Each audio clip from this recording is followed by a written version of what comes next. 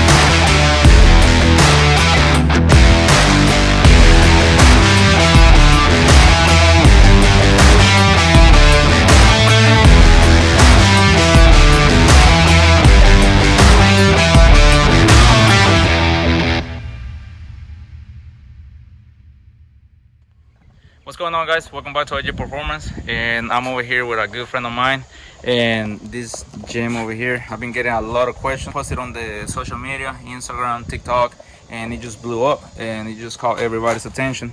So to respond to all those questions, on how or why this was done, so we're just out here to respond to like some of the questions, you know, because this is cool. This is not something that you see every day. It's just unique. There's like very few of these motors done. There's not many, you know. So but I'm over here with Matt McGill. This is the man right here, the creator of this gym. I know y'all think that there's ain't anything you can put a carburetor on, it can be done, you know, but like it's not that simple. So we're gonna ask my man over here how this was done and why. So my man, the camera is all yours. Yeah. So we're gonna start first with the car, you know, like how you got this car. What year model is it? Okay, so this car is 1985, and we literally drug this thing out from under a pile of junk. I mean, it was an abandoned car, almost rotted out. I mean, different issues with it.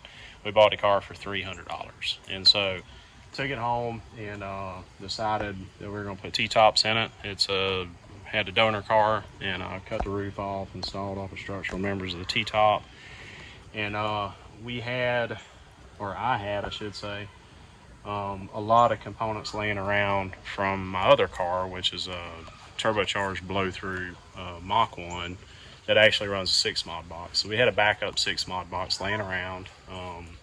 Had this 5.4 Sullivan intake laying around from another Navigator project that never really came about. And basically we just had all the pieces and parts laying around to do a carbureted Coyote. I thought it'd be pretty cool.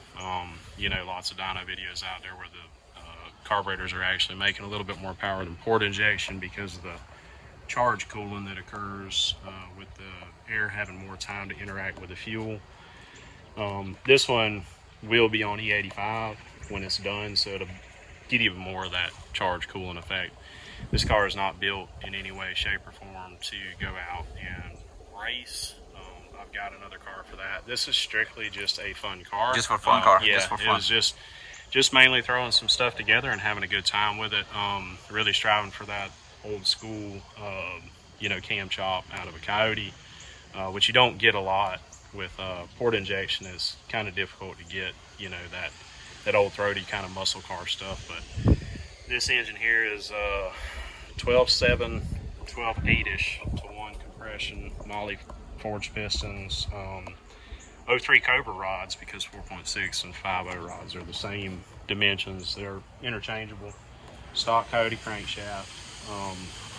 It's got mostly not a lot other than that. It does have comp. I hate to say it in stages, but it's like their stage 3 Gen 2 cam. I can't think of the specs right off the top. No VCTs. The cams are locked out. It's got MMR lockouts. And it is operating off of a 6-mod box.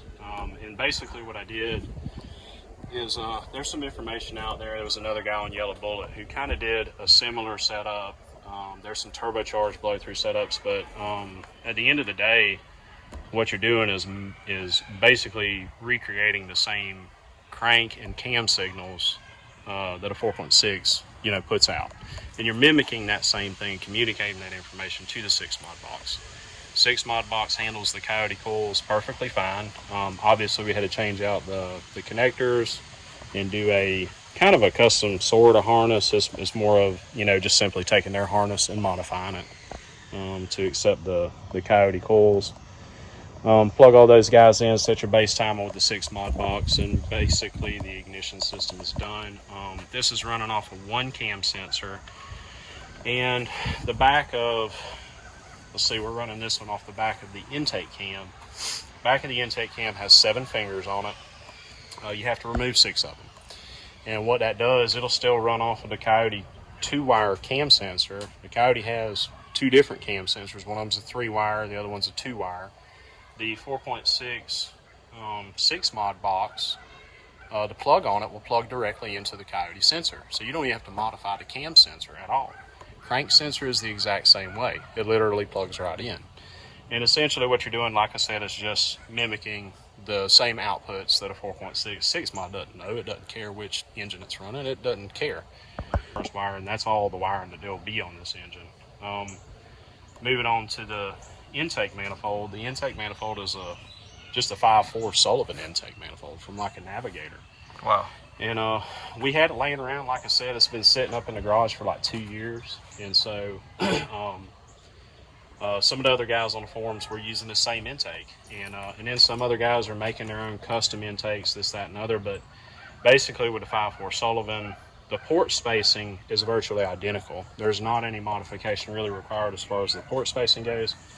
But surprisingly, the the Navigator ports on the intake itself are significantly larger than a Coyote. And so the heads have been ported, basically port matched to the Navigator intake. And then we had to re-drill the holes. Obviously, Navigator intake has the 5.4 bolt pattern for the intake, which won't work for the Coyote. So we made up a template out of an old useless Gen 1 F-150 intake, flipped it upside down, marked all of our bolt holes, and we drilled the Sullivan intake out to match the Coyote pattern. Once all that's done, the intake doesn't physically fit between the heads. The outer edges of the intake manifold itself will actually hit these areas of the cylinder head. And so there's certain areas on the intake that have to be 45'd on the sides in order for this intake to fit.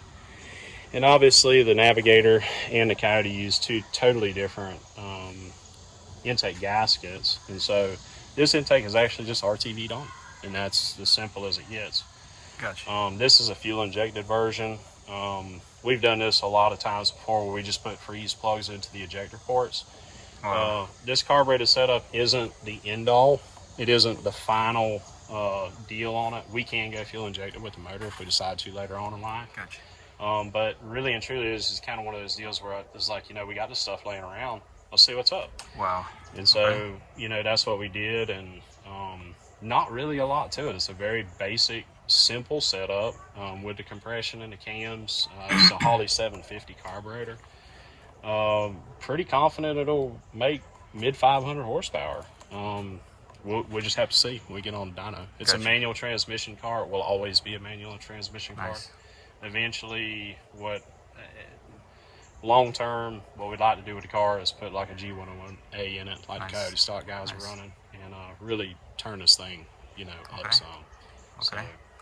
But So- yeah, I mean that's pretty much it. Gen 3 oil pan, AJE K member, obviously ATI balancer, F-150 timing chain cover. You say that's a LS K member, right? Actually. For LS. Yeah, it's an AJE K member that's interchangeable. Okay. So you just buy the appropriate mounts for whatever engine it is that you want to run. If you want to run an LS, you can run it in this car.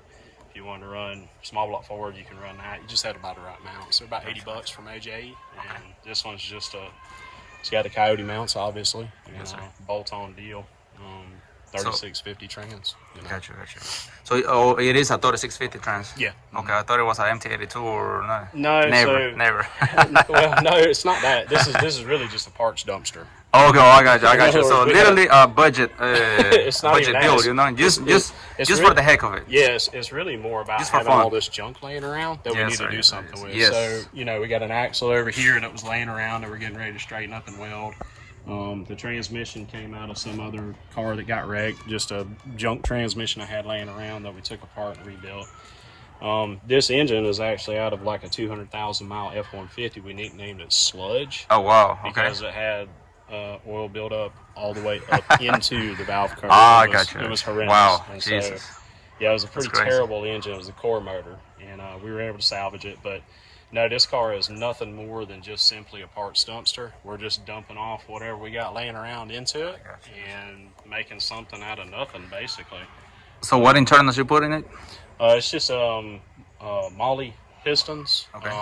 They're just a 12-7-1, 03 Cobra rods, balanced here in Waycross locally, Okay. and the comp, you know, stage 3 Gen 2 cams. Gotcha. The coils we had laying around. I mean, it's just, as you can see, it's got turbo headers on it. I mean, we picked those up off Yeah, the marketplace for like 150 bucks. Oh, know? wow. It's like, hey, throw those on, they'll work, you know. Definitely. So right now it's open headers, but eventually we've got some Spin-Tech. We call them shoebox mufflers, you know, this Okay. big and real small. And Yes, sir. it's So going to be loud and it's going to be rowdy. definitely, Yeah. it's gonna be dumping. Yeah. So yeah. for the ones that's asking if it's gonna be turbo car, there you have it. There's a It y'all's could question. be. It could be, right? Who knows? You know, But, it's like I said, right now we're just kind of throwing some stuff together. You But know? most likely with a nitrous kit, I it mean, will be fun. If you look under the intake, it's already tapped for, you know, a direct port fogger system. So it looked pretty cool. You know, right there is the brass plug for it. Okay. So we have, you know, the entire intake is tapped for that. We put a plate kit on it. Nice. You know, you can put a fogger key, put whatever you want to on it. Yes, sir. You know, at this stage is just simply cranking it up, making sure everything's working Okay. right. And then obviously we don't even have a fuel system. We don't have a coolant system. So, you know, you can run the engine for 30 Straight raw. seconds. It's perfectly acceptable. It's not going to damage anything. Nothing's wrong. As long as you don't run it for over 30 Yeah, I seconds, mean, right? obviously, if you're an idiot and you want to run it for 5 minutes and burn it up, you can. Right, exactly, You know, that's exactly. up to you. However Exactly. You want That's to work for it, the but, ones- yeah, I mean, it's That's not from the ones gonna- I was asking about it. Yeah. Like, where's the water pump, blah, blah, blah, you know? Yeah, and so the car is actually not even going to have the radiator or a water pump up front at all. Okay. The radiator is going to be in the back of the car. It's Yes, going to sir. have an electric pump back there, and it's basically just going to have an adapter plate here, and we're going to, you know, fill here, and everything's going to come out here, return to the radiator. Okay, I got you. So they Run have it an electric underneath pump on it. I Yeah. got you. Running underneath the manifold, yeah. the intake. Yep, that's the plan for it. Motion Race Work sells all this stuff that bolts right on, and so I've been looking at that. Yes, sir. So big question. Why? Why? Why? For everyone that's asking out there, you know, why would you do this? Like, instead of running 18 manifold, Cobra Jet, or like a Porter 18, GT350, why this one? Like, I mean, because all that stuff's already been done. You know, if you Definitely. any car meet you go to, you open up the hood, you're going to see 10 boss intakes, you're going to see 20, 18 intakes, you're going to see Whipple blowers. You will not see this. It's just not going to happen. Definitely. But in all honesty, that is actually the unique part of it. Is not actually the main driving factor. The main driving factor behind it is the basically that the carburation in a lot of different scenarios actually makes more horsepower than port injection. I heard. And the reason it does that is because of the charge cooling.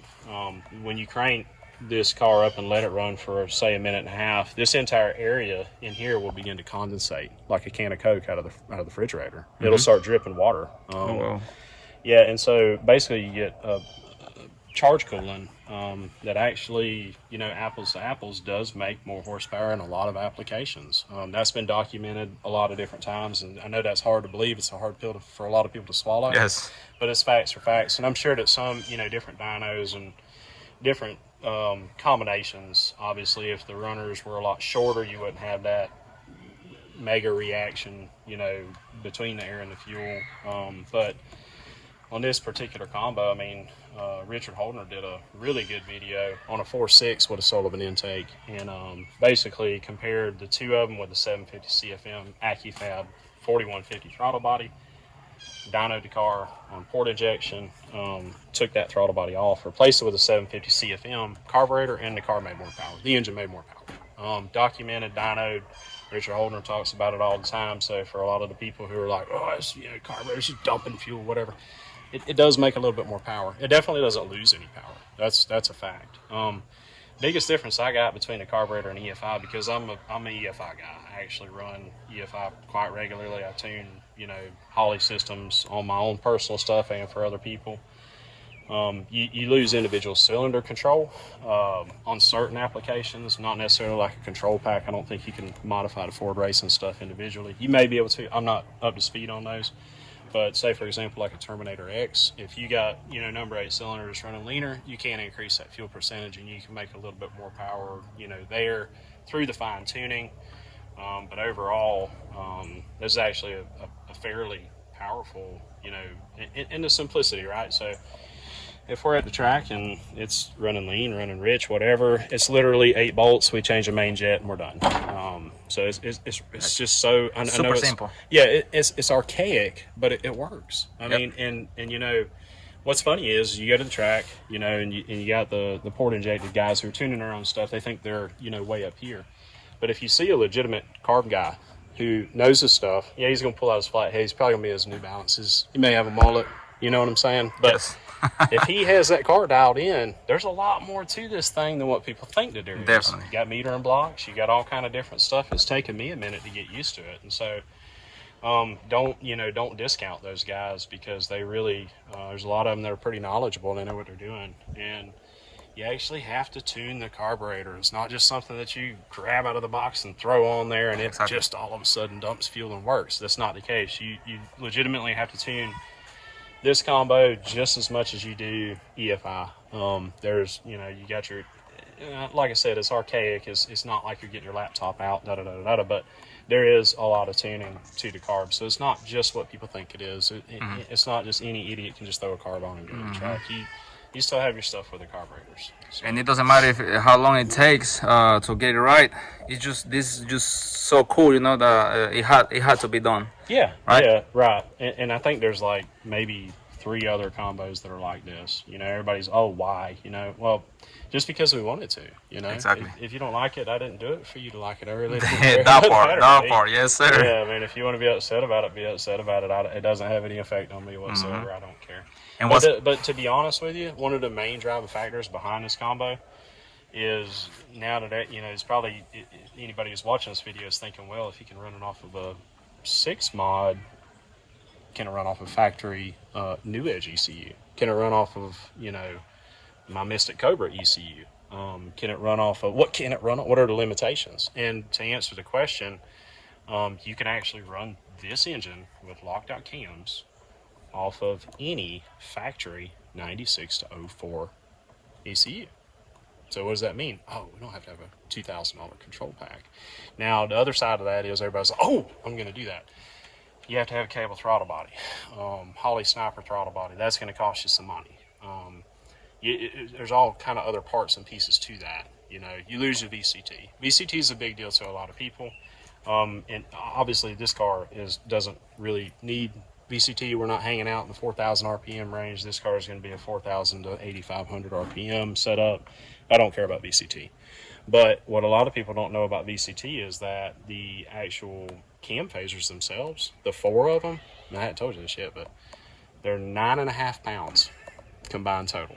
And so if you really want to get some weight off the rotating assembly, that's one good way to do it. Okay. Over 9 pounds. They are extremely heavy. And so, everybody pay attention. Yeah.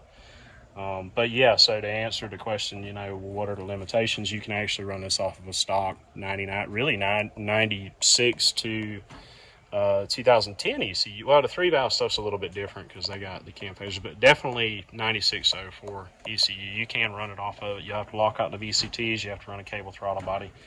But the main drawback behind the stock ECU stuff in the 9604 is very limited RPM wise.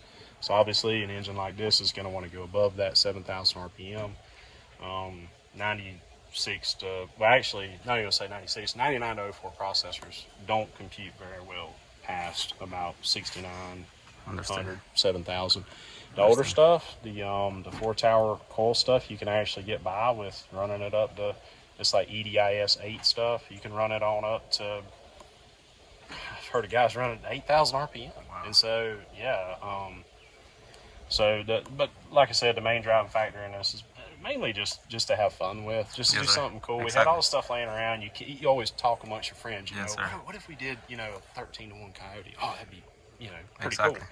And so, you know, we just kind of brought it to life. And with this, anywhere you pull up, you know, you pull up to a car show and you pop the hood, anybody's gonna come ask you, hey, what's going on here? You know, like it's a very unique combo. Exactly, yeah, that's my point. You're not really gonna see another one like it. And around here, you know, never. You ain't gonna see them. Right, and realistically, love it or hate it, there's no denying the fact that it's very unique. Exactly. And you know, I mean, that's kind of cool in the car scene to see something new, something unique, you know. And like I said, I'm not the first one to do this. I can't, you know, say, oh yeah, I'm the first guy to do this.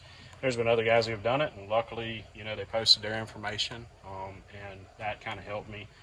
But I'm already running off 6 mod in my other car, so I'm super familiar with it. Just, you know, very simple for me to throw this together. It's just crazy, like the wire tug, that's what I love, that you can really see any wires in there, you know, like it's super clean. Yeah, I mean, if it was like the 4-valve motors, you know, they got a coil cover right here that actually covers up 100% of this wiring. I don't have my coil covers yet, but I was gonna try to put this wiring underneath of the coil cover, so realistically it'd be cool as crap to pull up to the car and there's no wires. Exactly. Guys are like, how are you making this thing run? That's super cool when, you know, when you kind of get that reaction out of people. But there's not really a good way to hide these wires. I wanted to go through each one of the intake runners maybe, but this open valley area is super cool looking to me. Leaves room for the fogger system if I choose to do that.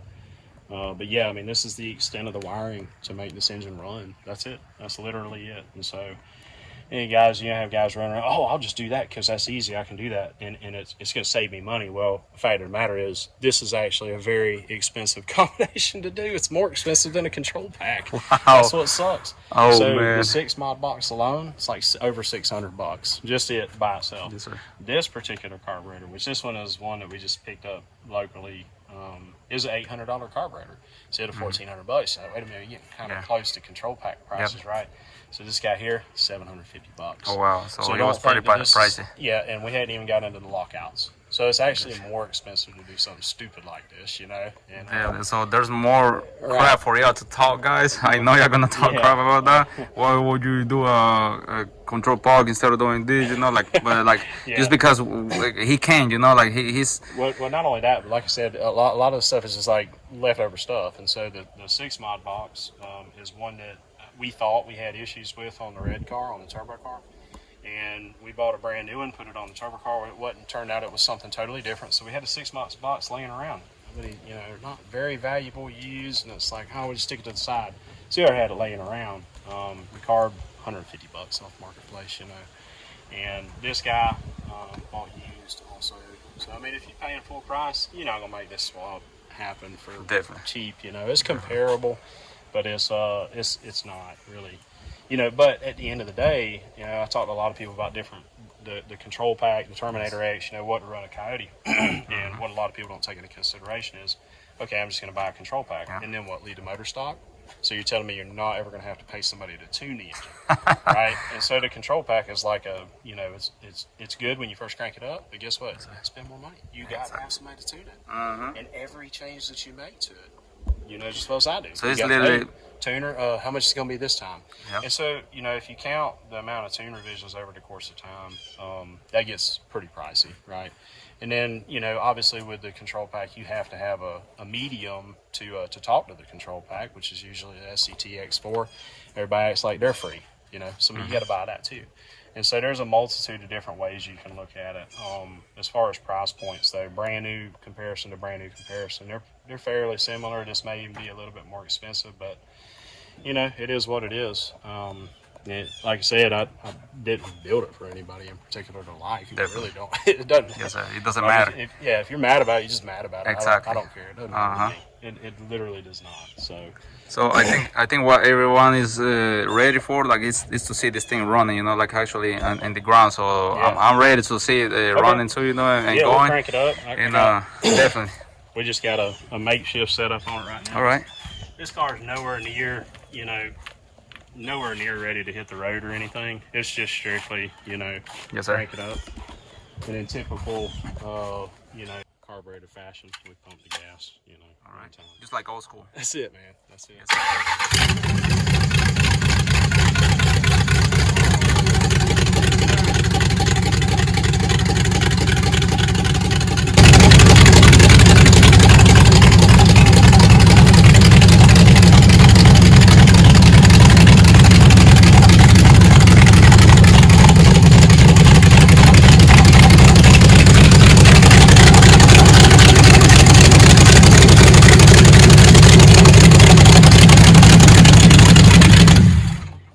Whoa, man. It sounds a little bit better in person. That's right? crazy. Yes, definitely. The video doesn't do justice. Actually, this thing sounds crazy. Yeah. He's nasty. He definitely sounds real good, and something for y'all to like definitely come check it out. Like in person. Like, yeah, I need to see this thing running. I mean, the cool part about it is that for the average person who doesn't necessarily have the money to, consistently and constantly pay a tuner to do this is something that you can do on your own. And you can adjust everything right here, in your own yard. You don't have to wait for your tuner over the weekends. If you're at the track and you want to make some fueling adjustments, get your flathead screwdriver. and your bag of tools in there? Yeah, like a bag of jets, Yes, sir. I mean? And so I think that's kind of cool. I like saving people money, and for some people, that's a really solid option for them. A lot of people are still very intimidated by EFI, and they don't want to get involved with the fuel injector costs, and that's another thing to talk about too with the whole control pack. The control pack doesn't include fuel injectors. Yes, sir. So you have to spend on a set. Yeah, exactly. Just it includes the mass air, but a lot of the stuff auxiliary that you have to buy outside of the control pack. So it's kind of a wash, man. And like I said, it's for some people, it's not. I mean, for me, this is just a fun, car, and it's just an old '85 model. So the interesting thing about the car is when I found it on Marketplace, I actually thought it was my high school car. And me and my youngest son ran over to, town over at like 8:30 at night to go see if this was actually the car that I drove to high school.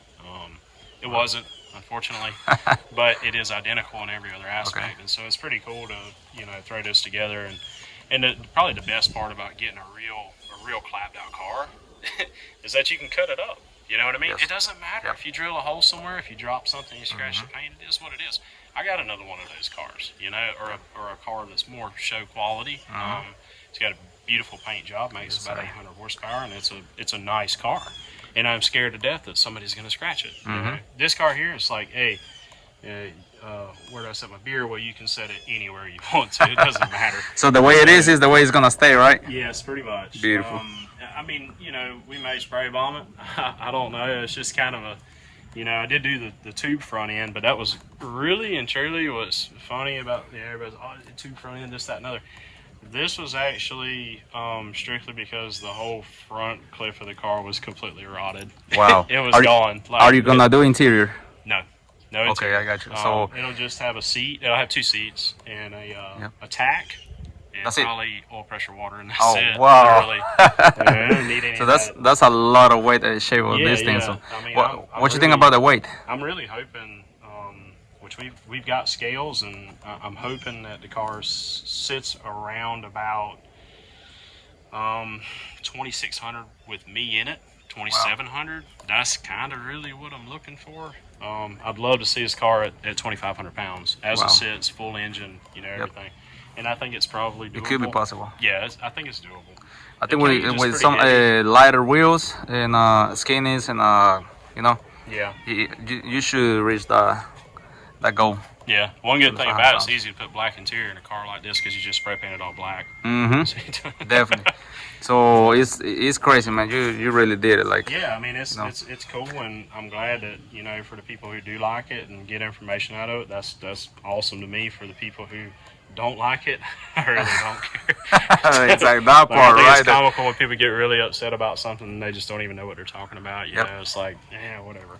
And you can't really feed into them kind of people. Oh, where's your liquid? Where's your water pump? Where's your this? Where's your that? And where's your fuel line? You ain't got fuel lines on it. We're like filling the bowls up with Wow. with gas. But running the engine for 20, 30, 45 seconds without coolant hurts nothing at all. Alcohol guys, most of the time they don't even have a cooling system on the car.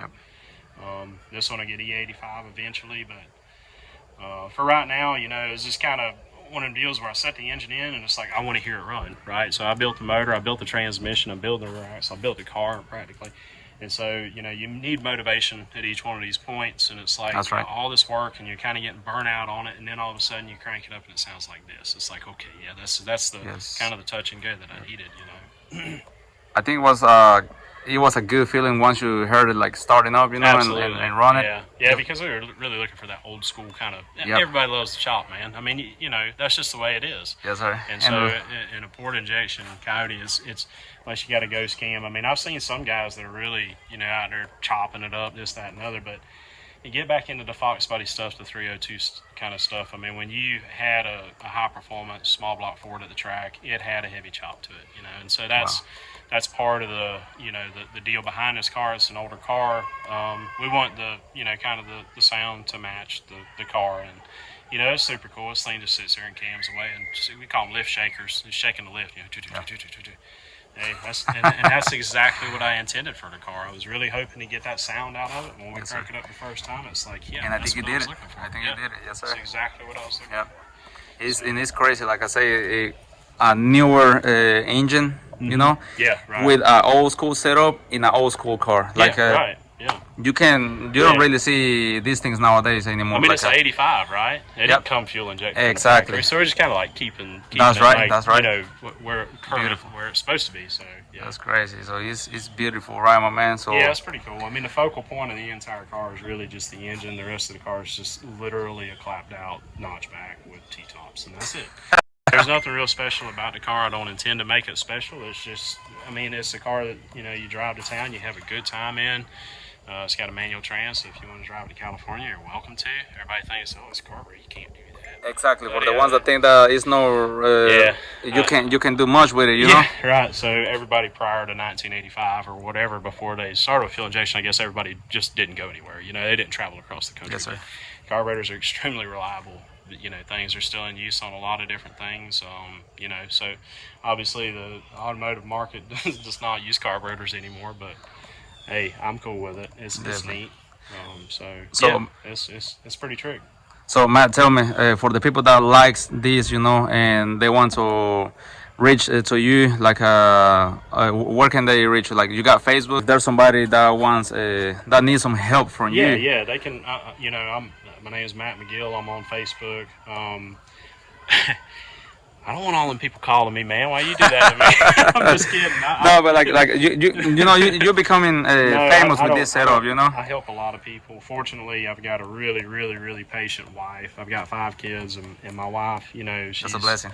Yeah, she's real patient. I get a lot of calls per day, and I deal with a lot of people. I try to help people as much as I can. So, fortunately, she doesn't stay on me too hard about that, but.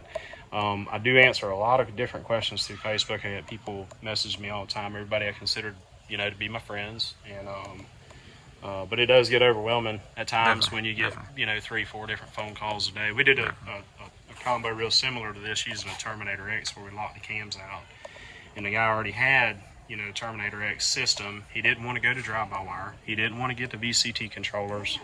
He didn't want to do, any of that. And so the easiest thing for him to do was to put the cable throttle body on, and we ran it just like this. So, okay.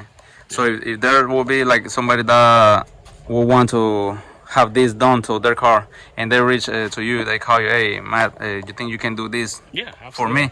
You will be done for it. Yeah. I mean, it's and I don't even mind helping people, I got you. remotely. Yes, sir. That's really nice from you. Yeah. Yeah, So it's real simple. I mean, this isn't a this is it takes all the complexity out of it. It's a very very basic setup and very simple to replicate. There's not a lot to it. Stuff you can do at your house with hand tools, whatever, porting the heads. I will say this though, I started to use a set of Gen 2 heads. One thing that we noticed about the Gen 2 heads was that the material that you have to remove from the port floor of the cylinder heads themselves on a Gen 2 head, it gets super thin. So if you're going to make this intake happen on a Gen 2 motor, it's something to really watch out for. The Gen 1 heads have a lot more material on that port floor to remove, and so we use the Gen 1 heads. So if you want to do something like this on a Gen 2, you really need to watch that port floor material that's there. You will literally port yourself right through the bottom of the floor. Okay. So well, there you have it, guys.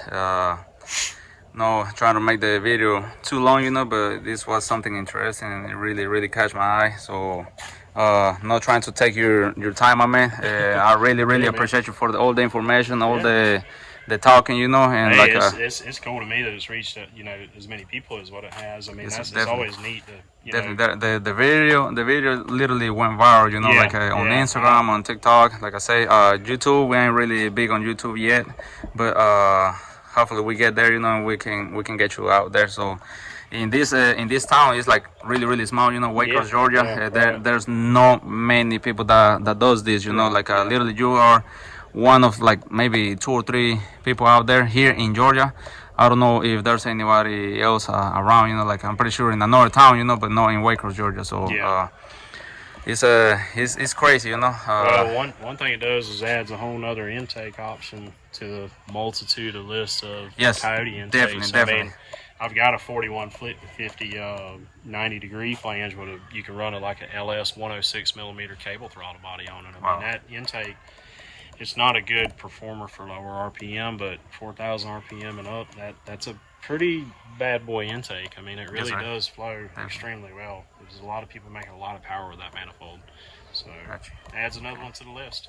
Yes, sir. So hopefully in the next video we can get this thing in one piece, well, not exactly in one piece, because on the road, maybe on the road maybe. Yes, sir, on the road maybe. You mean with brakes? Yes, sir, with brakes too, because this is the fuel lines too. Yes, the fuel lines. Right. Exactly. So I mean, this is literally just set the motor in the car and I want to hear it. Yes, that's it. Exactly, definitely. But that's a big improvement, So on the next video, like I say, we're gonna see this thing on the road or like off the lift, and I appreciate you, my man. Thank you so much for your time, like I say, and best of the luck with this, my man. So this was Matt McGill.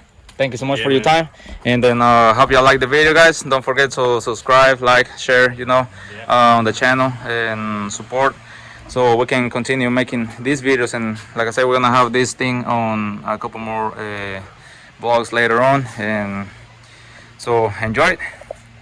Peace out.